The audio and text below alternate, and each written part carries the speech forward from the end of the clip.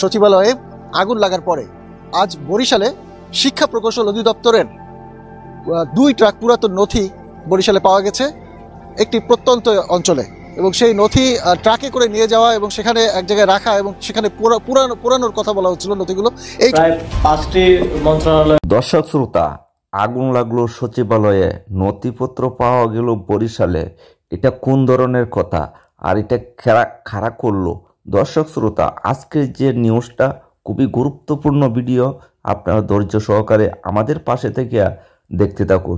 দর্শক, এটা যে কোনো একটা ষড়যন্ত্র এবং পরিকল্পনা কিন্তু এটার মধ্যে চলতেছে। দর্শক শ্রোতা, আমি আর কথা বাড়াবো না, কথা না বাড়াইয়া আপনাদেরকে নিয়ে মূল ভিডিওতে চলে যায়। তো চলুন দেখা যাক। নথি পড়ে গেছে, মুখ্য সচিবেরও প্রাথমিক সম্পৃক্ততার প্রমাণ পাওয়া গেছে। সমন্বয়ক হাসিব ষড়যন্ত্র করে লাগিয়েছে কিনা আমরা এটা তদন্ত আমরা জানতে চাই। এখানে অন্তর্বর্তীকালে সরকারকে একটা দায় নিতে হবে। যে ধন্যবাদ ও কৃতজ্ঞতা জানাই, আওয়ামী লীগের নেতাকর্মী সংগ্রাম চলমান রেখেছে। সচিবালয়ে আগুন লাগার পরে আজ বরিশালে শিক্ষা প্রকৌশল অধিদপ্তরের 2 ট্রাক পুরাতন নথি বরিশালে পাওয়া গেছে একটি প্রত্যন্ত অঞ্চলে, এবং সেই নথি ট্রাকে করে নিয়ে যাওয়া এবং সেখানে এক জায়গায় রাখা এবং সেখানে পুরানোর কথা বলা হচ্ছিল নথিগুলো। এই কথায় স্থানীয় মানুষের সন্দেহ হয় এবং তারা ট্রাক দুটো আটক করে এবং পরে পুলিশে খবর দেয়। এটি ঘটেছে বরিশাল সদর উপজেলার নগরীর বাইরে। এটি এখানকার নাম হচ্ছে কাকাসুরা বাজার সংলগ্ন স্থানে এই ঘটনা ঘটে, এবং এখানে স্থানীয় জনতা যারা তারা এই ট্রাক দুটি আটক করে এবং 2 ট্রাক পুরাতন নথি সেগুলো আবার ফিরিয়ে নিয়ে যেতে বাধ্য হয় শিক্ষা প্রকৌশল অধিদপ্তর। স্থানীয় আমাদের জনতার সাথে আমাদের কথা হয়েছে। আমরা 2টি ট্রাক দেখেছি, সেই ট্রাকগুলোতে পুরাতন কাগজপত্র ছিল, নথিপত্র ছিল, এবং সেখানে আমরা বিভিন্ন ধরনের টেন্ডারের কাগজপত্র সহ নানান কাগজপত্র দেখেছি। যারা ট্রাক দুটি আটক করেছে আমরা প্রত্যক্ষদর্শী, আপনারা আটক করেছিলেন, আপনাদের সাথে একটু কথা বলি। আমরা একটু তাদের সাথে কথা বলার চেষ্টা করি যে তারা প্রথমে কি দেখেছিলেন এবং কি দেখার পর আপনারা কি জন্য ট্রাক দুটি আটক করলেন, কেন? দুইটা আমার মোহাম্মদ মিজানুর রহমান, কাকাসুরা, 2টা ট্রাক ভর্তি পুরানো কাগজপত্র দেখি।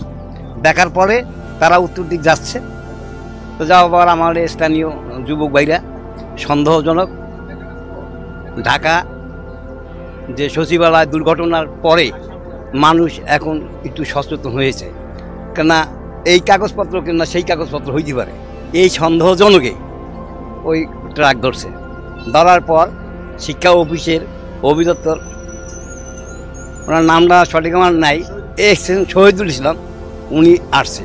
আমরা পুলিশকে অবগত করছি, পুলিশও আসছে। অবগত করার পরে শহীদুল সাহেব আসছে এবং তার সাথে সহকারী 2 জন আসছে। তখন আমি আমাদের চেয়ারম্যান, এক্স চেয়ারম্যান জিয়াউল ইসলাম সাবু ছিল, তখন আমরা বলছি যে আপনি পুরাইবেন, অফিসের একটা নিয়মতান্ত্রিক আছে, সেই কাগজপত্রগুলো আপনি দেখান, যেন ডকুমেন্টস আছে। উনি ডকুমেন্টস দেখাইতে অপারক। উনি বলছে আমি সম্পূর্ণ আমি ওই ইয়ার মালিক, অফিসের প্রধান, যেহেতু আমার লাগে না। আমি এই কথাটা আজ হলো সত্য না, তো আপনি দেখান। এর মধ্যে আমরা গণ্যমান্য নিয়ে আমরা বলছি, অনেক সাংবাদিক ভাইরা আসছে, তারাও আমাদের কাছ থেকে জানছে, প্রশাসন ছিল। তারপর আমাদের এইখানে প্রশাসক আনিজুর রহমান আসছিল, উনি ডিসি সাহেবের কাছে ফোন করেছে। ডিসি সাহেব কী সিদ্ধান্ত দিচ্ছে, সিদ্ধান্ত দেওয়ার পর আমাদের গণ্যমান্য এখানে যারা উপস্থিত ছিল তারা বলছে যে এক্সচেঞ্জ সাহেবের যেন আপনি লিখিত পরিচয় একটা। আপনারা কিসের ভিত্তিতে আটকালেন, এটা কারণটা কি? সন্দেহজনক। সন্দেহটা কেন?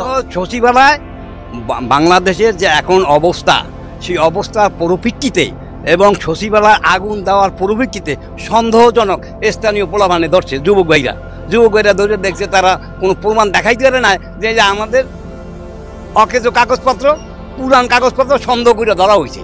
ধন্যবাদ আপনাকে। আমি এই যে ট্রাক দুটিকে নিয়ে যাওয়া হচ্ছিল, সেই ট্রাকের চালক তার সাথে আমরা কথা বলেছি। ট্রাকের চালক আমাদেরকে জানিয়েছেন, 2 জন চালকের একজনের সাথে কথা হয়েছে, তিনি জানিয়েছেন অপর ট্রাক চালক তাকে ভাড়া করেছিল এবং সে তাকে ওই ট্রাকের কাগজপত্র লোড করতে বলে বরিশাল শিক্ষা প্রকৌশল অধিদপ্তর থেকে, সেখান থেকে এইখানে নিয়ে আসা হয়েছে বরিশাল নগরীর একটু পাশেই। এটি হচ্ছে সদর উপজেলার কাকাসুরা এলাকায়। এই এলাকার সদর উপজেলার এই ইউনিয়নের সাবেক চেয়ারম্যান, চরবাড়িয়া ইউনিয়ন, সেখানকার সাবেক চেয়ারম্যান, তিনিও খবর পেয়ে ঘটনাস্থলে এসেছিলেন। তারপরে তিনি পুলিশকে খবর দেন। তার কাছ থেকে আমরা জানবো যে কি খবর পেয়ে আপনি এখানে এসেছিলেন এবং সেখান থেকে কি সিদ্ধান্ত নিলেন। আসলে আমি মাগরিবের আগে এলাকার ছেলেপান খবর দিয়েছে যে ভাই এখানে 2টা ট্রাক আটক হয়েছে, যেটা কিছু সরকারি কাগজ দেখা যাচ্ছে। তাই আমি বললাম যে কিসের কাগজ দেখা যাচ্ছে? তারপর ওখানে যে ট্রাকের সাথে যারা ছিল তারা বলছে এটা শিক্ষা প্রকৌশল অধিদপ্তরের কাগজ। তখন তারা উত্তেজনা হয়ে গেল, এখানে তারা জড়ো হয়ে গেল, অনেক লোক জড়ো হওয়ার পরে আমি তাদেরকে নিবৃত্ত করলাম যে আমি আসতেছি, তোমরা থাকো। এবং ইতিমধ্যে আমি আসার পূর্বে আমি কাউনিয়া থানার ওসি সাহেবকে ফোন করেছি এবং মিডিয়ায় সাংবাদিকদেরকে ফোন করেছি, প্রেস ক্লাবের সভাপতিকে। হ্যাঁ, না, আমি এখন এখানে আসার পরে দেখলাম যে ওই শিক্ষা প্রকৌশল অধিদপ্তরের এক্সিডেন্ট সাহেবও আসছেন এখানে, তাকে খবর দিয়ে আনা হয়েছে।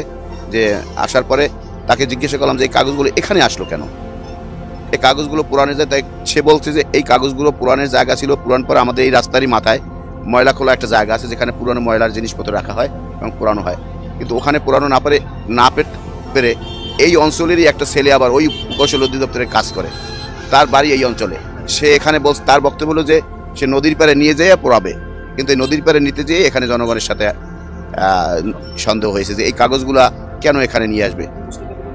তারা মুসলেকা দিচ্ছে যে এই কাগজগুলো এখানে জনগণ যেহেতু ধরছে এবং সেই জনগণ আবার জনগণের কাছ থেকে আমরা কাগজগুলো ফেরত নিয়ে গেছে এবং তারা পরবর্তীতে প্রশাসনের সহায়তা নিয়ে প্রশাসনের নির্দেশ মোতাবেক তারা এই কাজগুলো করবে। এখানে বসে পোড়াইতে দেওয়া হয়নি। হ্যাঁ, অফিসে যোগাযোগ, অফিসের মাধ্যমে এটা পোড়াইবে আর কি। ধন্যবাদ। আপনি শুনছিলেন যে কাগজগুলো তারা যেখানে পোড়ানোর কথা ছিল বা কি ছিল আসলে পুরাটাই রহস্যজনক। আমরা নির্বাহী প্রকৌশলী যিনি তার কাছে মুসলেকা দিয়েছে এবং বলেছে যে এই পুরানোর যে পরবর্তী প্রক্রিয়া যেটি যথাযথ সেটি পূরণ করার পরে পরবর্তী পদক্ষেপ নেওয়া হবে। প্রায় 5টি মন্ত্রণালয়ের নথি পুড়ে গেছে, মুখ্য সচিবেরও প্রাথমিক সম্পৃক্ততার প্রমাণ পাওয়া গিয়েছে। বুধবার গভীর রাতে সচিবালয়ে ভয়াবহ অগ্নিকাণ্ডের ঘটনা ঘটে, যা ছড়িয়ে পড়ে এক মাথা থেকে আরেক মাথায়। রাত প্রায় 2টার দিকে আগুন লাগার পর ফায়ার সার্ভিসের 19টি ইউনিট প্রায় 10 ঘন্টা চেষ্টা করে আগুন নেভাতে সক্ষম হয়। ততক্ষণে সচিবালয়ের বহুতল ভবনের অন্তত 4টি তলায় থাকা 5টির বেশি মন্ত্রণালয়ের গুরুত্বপূর্ণ নথি, চেয়ার টেবিল, এসি, কম্পিউটার ও অন্যান্য আসবাবপত্র পুড়ে গেছে। তবে কতটা পুড়েছে তার তদন্ত কমিটি কাজ গুছিয়ে আনার পরই সুস্পষ্ট হবে। এখন প্রশ্ন উঠেছে, কিভাবে ঘটলো এই অগ্নিকাণ্ডের ঘটনা? এটা কি পরিকল্পিত কোনো ঘটনা? আগুন লাগা 7 নম্বর ভবনের 9ম তলার পুরোটা জুড়ে রয়েছে সড়ক পরিবহন ও মহাসড়ক বিভাগের দপ্তর। আগুনে এই দপ্তরের পূর্ব পশ্চিমমুখী করিডোর পুরোপুরিভাবে ভস্মীভূত হয়ে গেছে। ফায়ার সার্ভিসের কর্মীদের একটি ভিডিওতে দেখা যায় করিডোরের উত্তর ও দক্ষিণ পাশের রুমগুলোর কোনোটি পুরোপুরি, আবার কোনোটি